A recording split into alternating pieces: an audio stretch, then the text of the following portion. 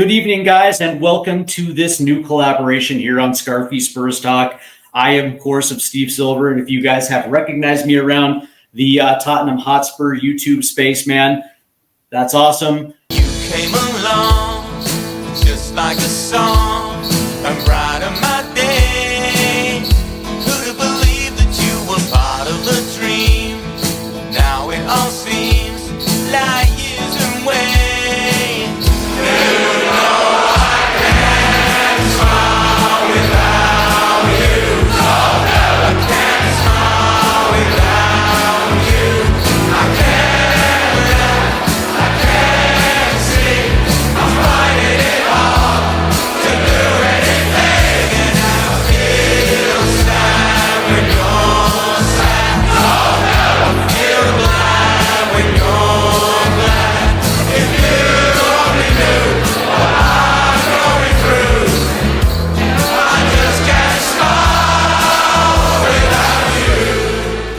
When Harry and I started talking about this collaboration, we were talking about, we can do, Tottenham Hotspur stuff. And of course, I'm going to be doing that.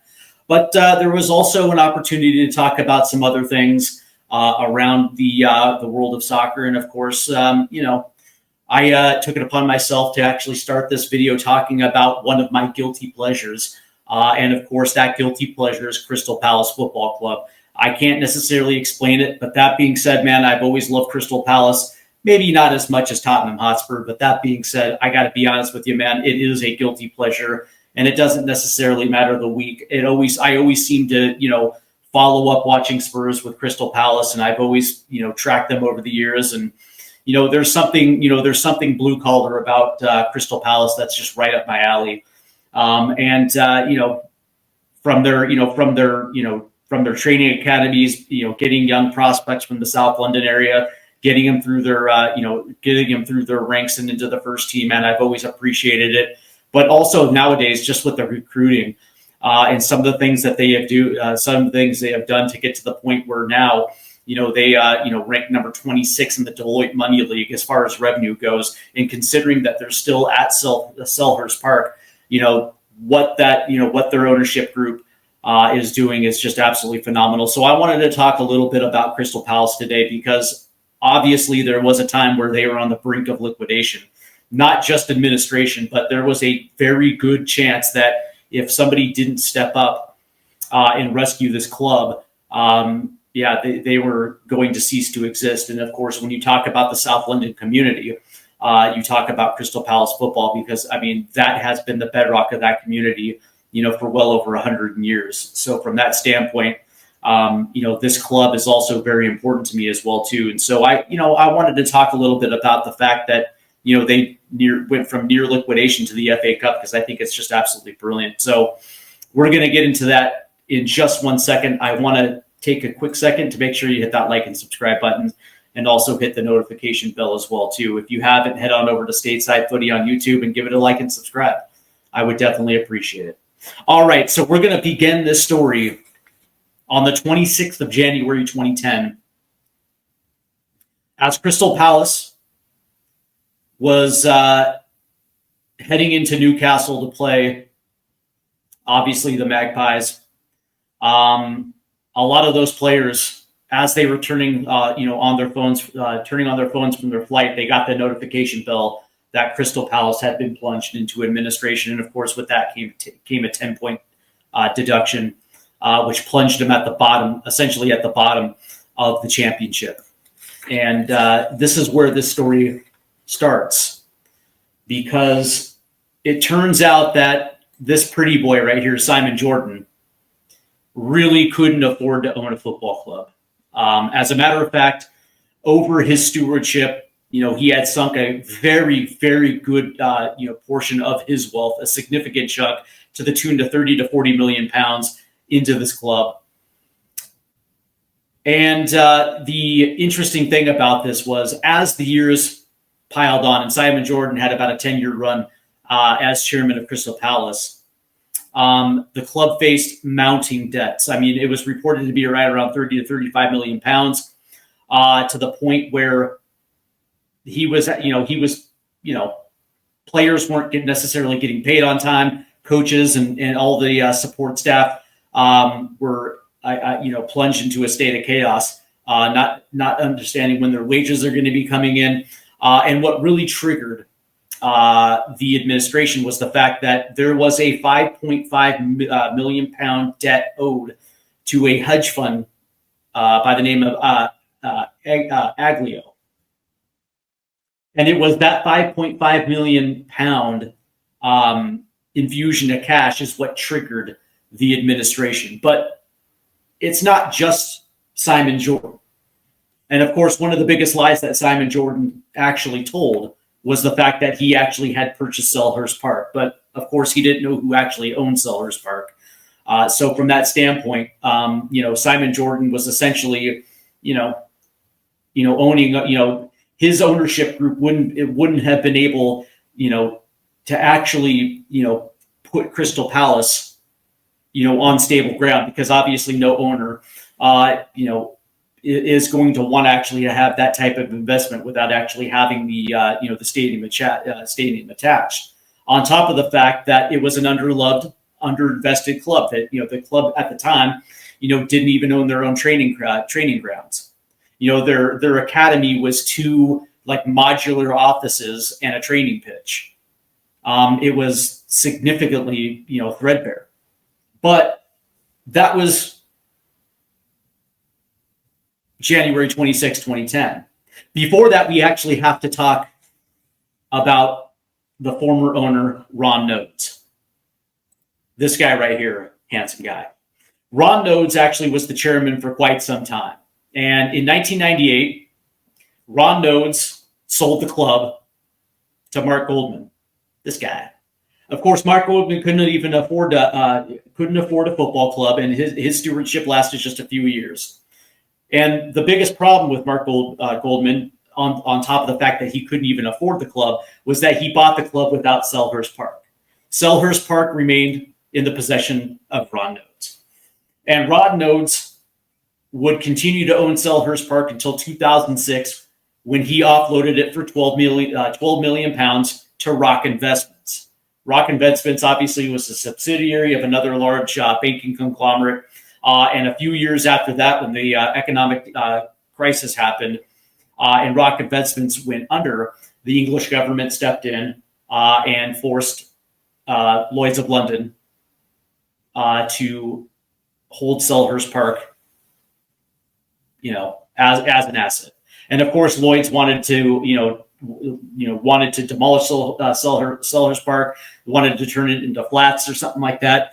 But really this story is quite interesting, because it was at this time when the club was plunged into administration. Ron Nodes got a hold of this gentleman right here, Steve Parrish. And Steve Parrish at the time was in the advertising business.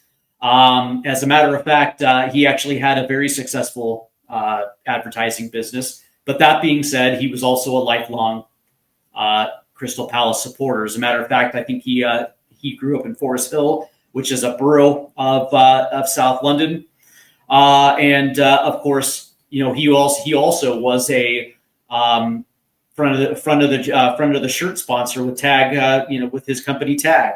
So he had been involved in Crystal Palace for a very good portion of his professional life, and of course, that was when Ron Nodes got together with Steve Parrish and was asking Parrish if he wanted to invest. And at the time, it just wasn't really the right time, although it was something that he had always wanted. At the time, it just didn't, the timing wasn't good. But when the news came down on January 26, 2010, that the club got put into administration, that's when the wheels started turning a little bit. And of course, the administrators got a hold of Parrish, and Parrish, explicitly told him straight up, like, listen, man, I'm running this business, and I'm busy doing these things, and I can't necessarily buy it. But if you can't find a buyer, come back, because I'm not going to let this club go under. That was the promise. And of course, unfortunately, there were no buyers. As a matter of fact, I think They took out an ad in the local paper that the club was for sale. And when you talk about Crystal Palace and the history and the tradition of Crystal Palace, a lot of people assumed that there would be buyers lined up, but that was not the case. And what made this worse is the fact that Crystal Palace, with the 10-point deduction, was now put in 17th place, right above the drop, and now they were forced to kind of play their way out of this situation. And of course, when the points deduction hit, it took a huge toll on the players themselves, as they languished near or at the bottom of the championship, pulling themselves back up, those type of things. It got to the point where it was do or die, because Crystal Palace was on the brink of liquidation. And the thought that this club would go away was something that a lot of supporters at the time actually feared was going to happen, because if they got relegated and they were pushed down to League One, there was a very good opportunity that that reality would hit. And so we find ourselves at May 2nd, 2010. Crystal Palace travels to Hillsborough to take on Sheffield Wednesday. Sheffield Wednesday needs a win to stay up. Crystal Palace either needs a win or a draw, and they avoid relegation. And at that point, it looked like Steve Parish was going to purchase this club, but obviously a lot was depending on how this one played out, because if they were managed to stay up, it would put them on a little bit of a better trajectory, and if not, liquidation. So this was more than just a relegation shootout. This was life or death for Crystal Palace. The fact that Simon Jordan had gotten to this point where he was facing mounting debts of 30 million pounds. The fact that he had invested so much of his personal fortune into the club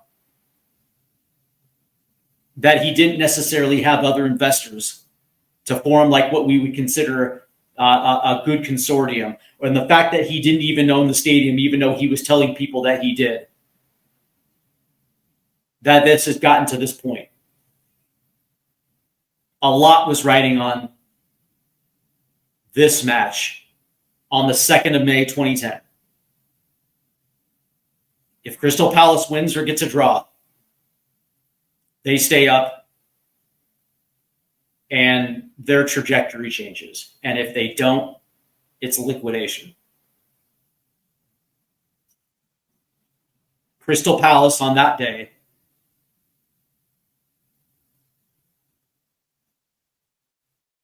starts off by scoring off a corner by Alan Lee. Crystal Palace takes the lead. 5 minutes later, Sheffield Wednesday equalizes.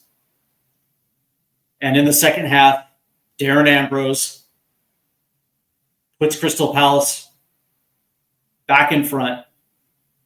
And as this match is winding on, as we're getting close, in the 88th minute, Sheffield Wednesday equalizes. And then 3,000 Crystal Palace supporters that are essentially willing this team on. The final whistle blows, and Crystal Palace stays up. Led by their captain, Sean Derry, Crystal Palace manages to withstand the 10-point deduction that nearly wrecked their entire season. In the face of administration, in the face of a transfer embargo, in the face of having their clubs being ran by administrators without understanding exactly what is actually going to be next, they stay up by the skin of their teeth. And this is where the story gets interesting, because it was at this point that Steve Parish steps in. And this is an interesting story, because it wasn't as simple as buying a club. They had to also get Selhurst Park because it doesn't work with it. One doesn't work one doesn't work without the other. And so this was a complex puzzle that couldn't be unlocked. Now the good part about this is that he wasn't alone, because the consortium that he put together started with Martin Long. Martin Long is a longtime supporter of Crystal Palace, and he had also had invested under Simon Jordan and also Ron Nodes and also Mark Goldman. Not a massive investment, but an investment nonetheless. And so he had already somewhat been a steward. And the story goes that Stephen Browett had heard about, the Steve Parrish consortium. And his brother-in-law worked in advertising, and he had gotten Steve Parrish's number, and so he gave him a call. And, Browett was expecting that, Parrish had 6 or 7 other guys in his consortium, but he basically said straight up, the only thing he had was a promise from Martin Long, but that was it. And when Browett said, okay, I might be able to do something, 30 minutes later, Steve Parrish was in his office, and they forged a very good friendship. But as this deal was moving along, they realized that negotiating with Lloyd's of London, Lloyd's was playing hardball, because when Rotten Ode sold Selhurst Park to Rock Investments in 2006, he did so for $12 million. So the valuation that Lloyd's was at least starting with was the same price in which it was purchased. But of course, they had gone through an economic downturn. And so, for Lloyd's to, have that type of valuation, it didn't necessarily seem to make sense for these guys. So as this thing is getting down to the nitty-gritty, Steve Parrish creates a little bit of a website. It's more like a chat forum. It was called CPFC 2010.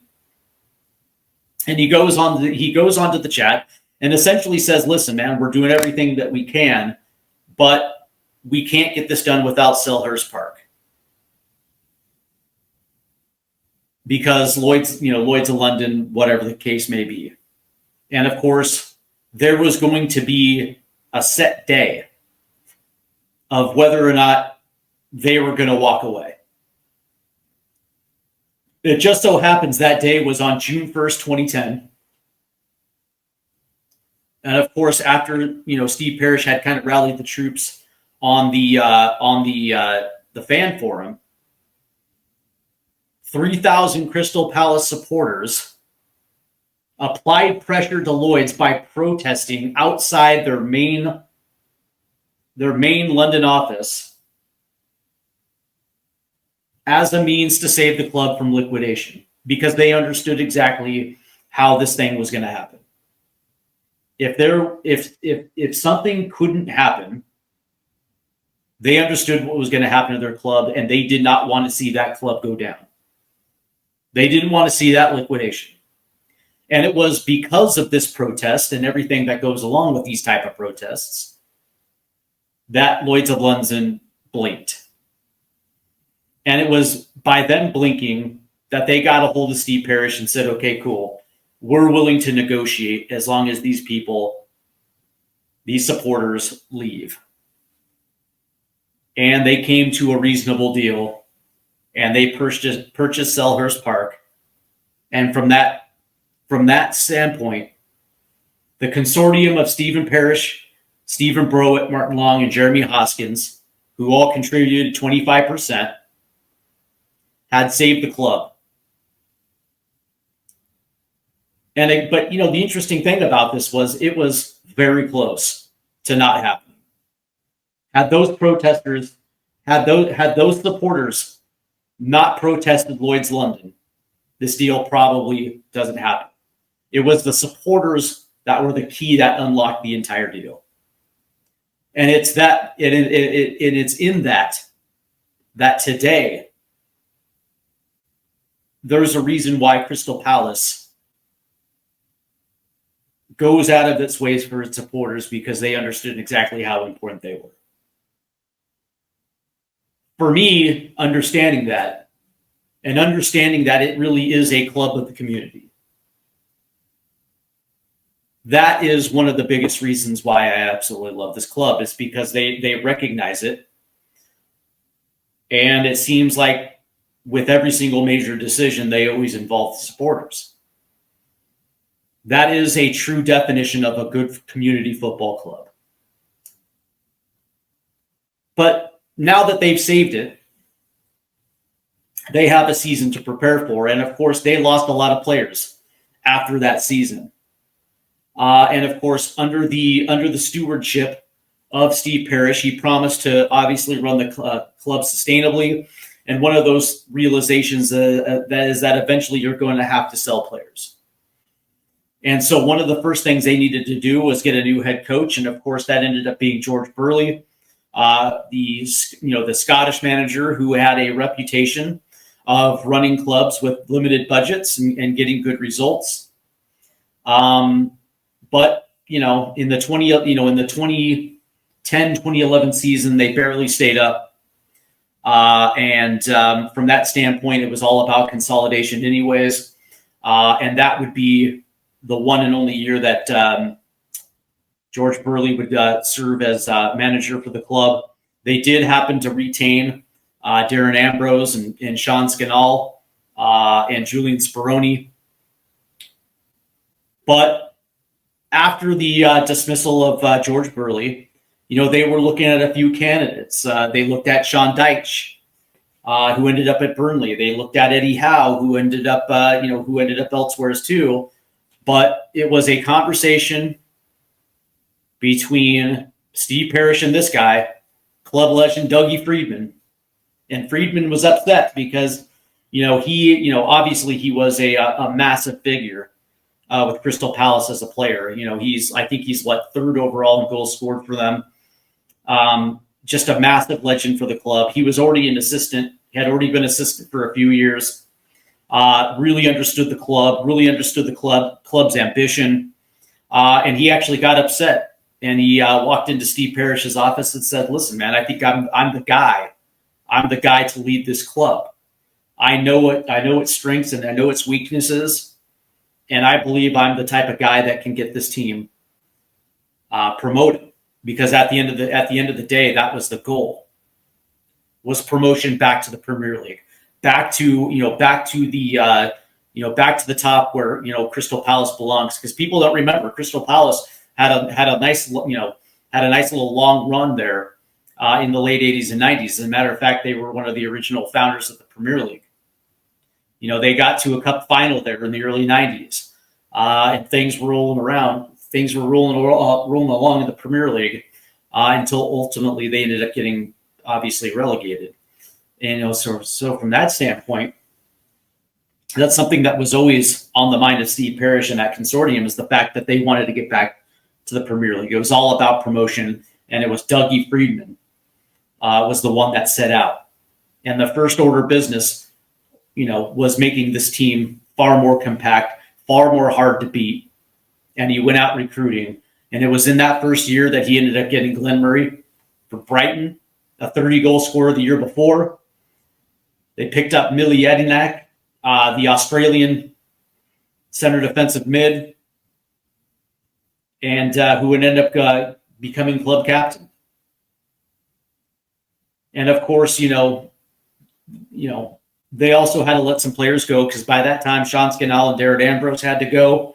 And it was at that point where obviously they're going to rebuild, but it was under the stewardship of Dougie Freedman that he was able to bring in Yannick Bolasie. He brought in Andre Moritz. He brought in Jonathan Parr, Joel Ward, Peter Ramage, Damian Delaney to go along with their youth Johnny Williams and Wilfred Zaha from their youth academies. And what ended up happening was that 2012-2013 season when Crystal Palace, now albeit, they struggled at the first couple of games of the season, but once they got their footing, by Christmas, they were in first place in the championship. And, what was interesting about this one happened in October when, unfortunately, Dougie Freedman took off to Bolton. He was approached, and being a hot commodity, he thought that maybe Bolton might be a better fit, and so unfortunately, he exits stage left to Bolton, leaving the team kind of rudderless. But yet,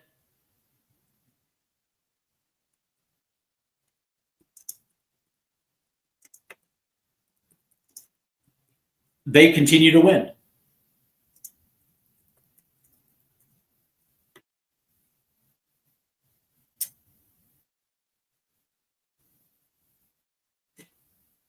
The interesting thing, though,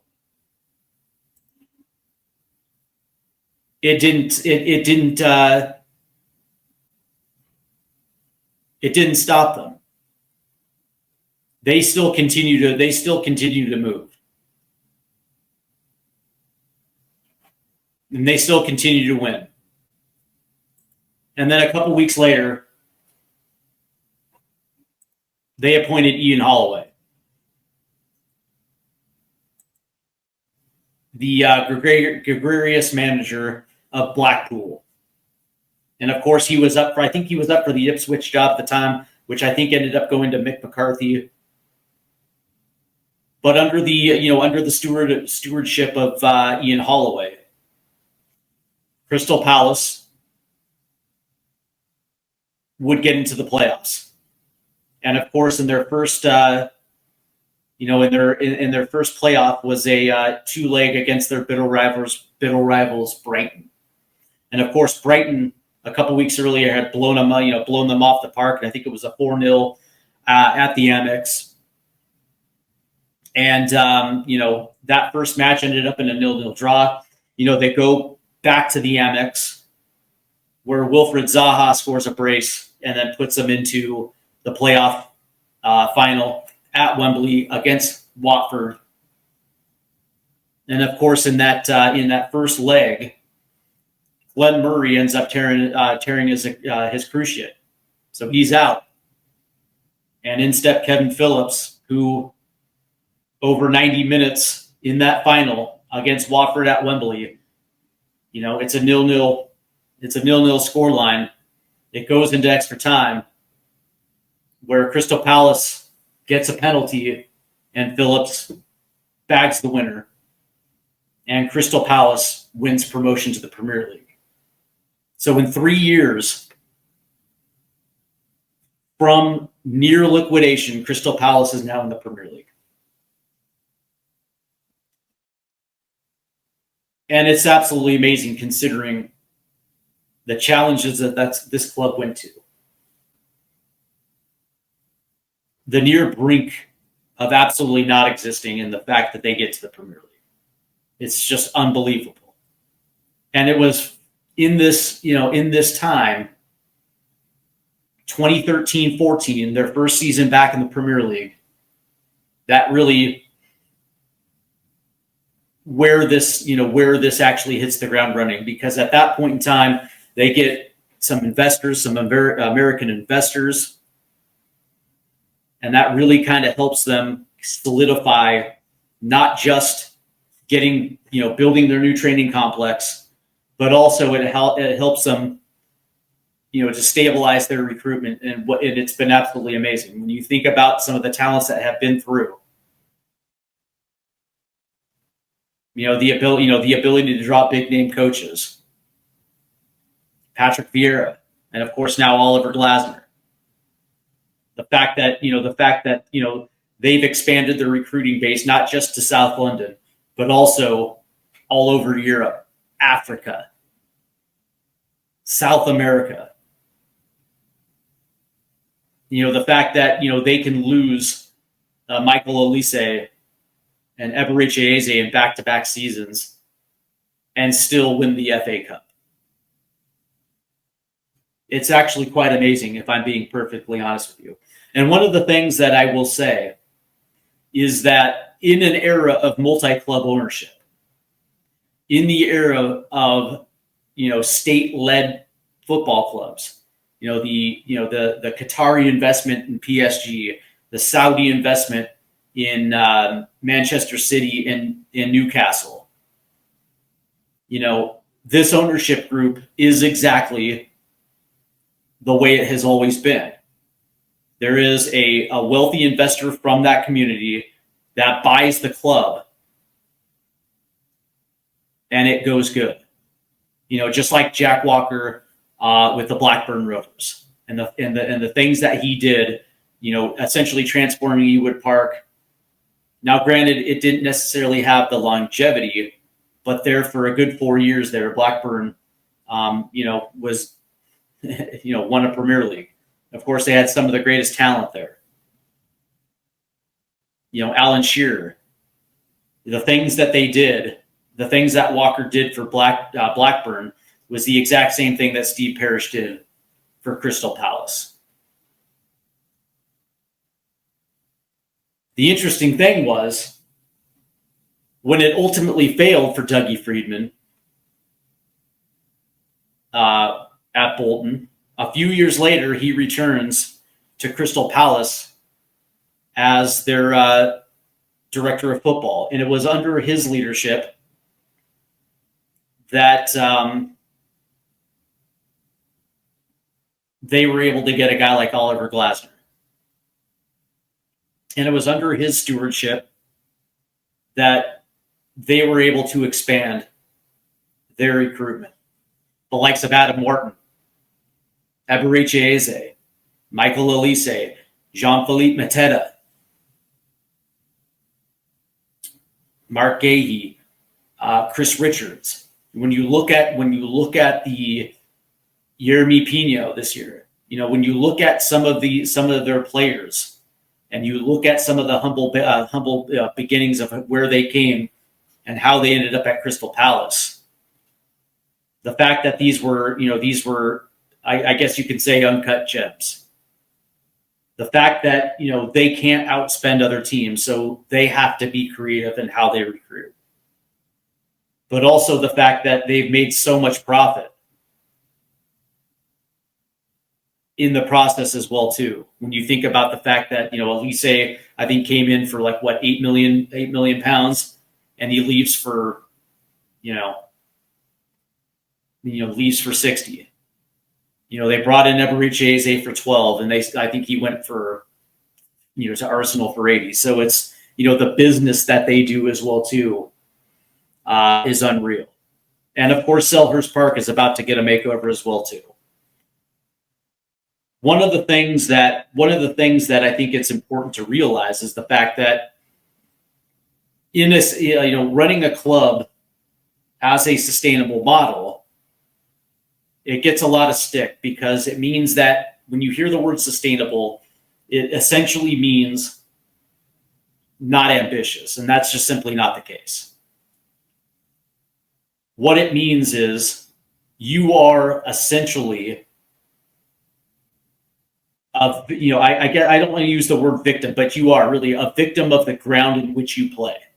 Yes, being in the Premier League means that you get 120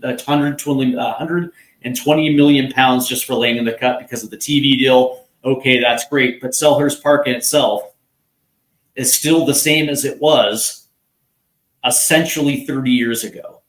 Yes, there have been improvements, but when you look at the total capacity of Selhurst Park to, say, the Tottenham Hotspur Stadium or the Emirates or the Etihad, or Anfield, and some of the new buildings that are going up across the league, they rank in the lower half when it comes to attendance.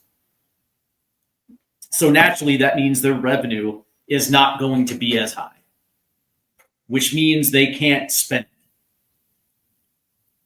They have to get creative.